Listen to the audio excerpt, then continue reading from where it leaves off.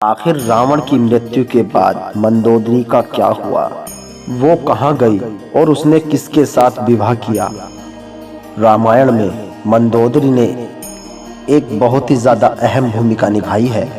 वो स्वयं लंकापति रावण की पत्नी थी। दरअसल मंदोदरी पहले एक अप्सरा थी जिसका मथुरा था, जो कि एक बार कैलाश पर्वत पर पहुंची। उस समय शिवजी के पास माता पार्वती वहां पर उपस्थित नहीं थी। पार्वती को वहां न देखकर मथुरा शिवजी को आकर्षित करने का प्रण करती रही। इतनी ही देर में माता पार्वती वहां पर पहुंच गई और उसकी ये गतिविधियां देखकर मथुरा को श्राप दे दिया कि वो 12 साल तक मेंढक बन जाएगी और इस अंतराल में वो एक कुएं में ही रहेगी। केवल कठोर तपस्या के बावजूद भी अपने रूप में आ चुकी होगी। मथुरा मेंढक रूप में कठोर तप करती रही। इसी समय ऋषि कश्यप और मायासुर उसकी पत्नी हेमा, जो एक अप्सरा थी, एक पुत्री की प्राप्ति की इच्छा से तपस्या करने लगे। और इसी बीच मथुरा की भी तपस्या पूर्ण हुई और वो अपने वास्तविक रूप में आई। वास्तविक रूप प्राप्त करने के बाद वह कुएं से आवाज देने लगी। मायासुर और हेमा उस आवाज को सुनकर कुएं के पास गए।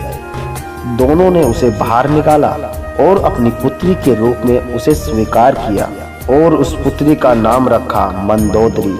मंदोदरी के विवाह योग्य होने पर और फिर मंदोदरी का विवाह रावण से हुआ। रावण की बुराइयों को मंदोदरी अच्छी तरह से जानती थी और उसे बुराई की राह पर न चलने की सलाह हमेशा देती रहती थी।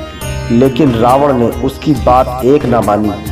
उसने रावण को माता सीता को राम के पास वापस भेजने की भी सलाह दी थी, क्योंकि वो जानती थी रावण का यह काम उसके विनाश का कारण बन सकता है।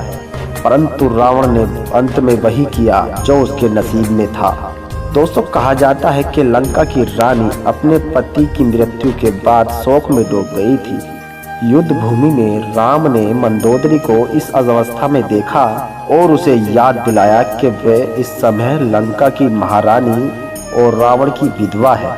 ये सुनकर मंदोदरी अपने महल में वापस चली गई। कुछ किंवदंतियां तो ये भी कहती हैं कि मंदोदरी ने रावण के छोटे भाई यानी विभीषण से विवाह कर लिया था, लेकिन इस बात के कोई भी पुख्ता सबूत नहीं मिले हैं, क्योंकि मंदोदरी अपने पति रावण के लिए पूर्णतः समर्पित थी। तो ऐसे में ये नहीं कहा जाता कि विभीषण और मंदोदरी का विवाह हुआ था। तो दोस्तों, आपका क्या विचार है इस वीडियो के बारे में, प्लीज कमेंट करके जरूर बताएं। और भी ऐसी धार्मिक पौराणिक वीडियो देखने के लिए मेरे यूट्यूब को अभी सब्सक्राइब करें।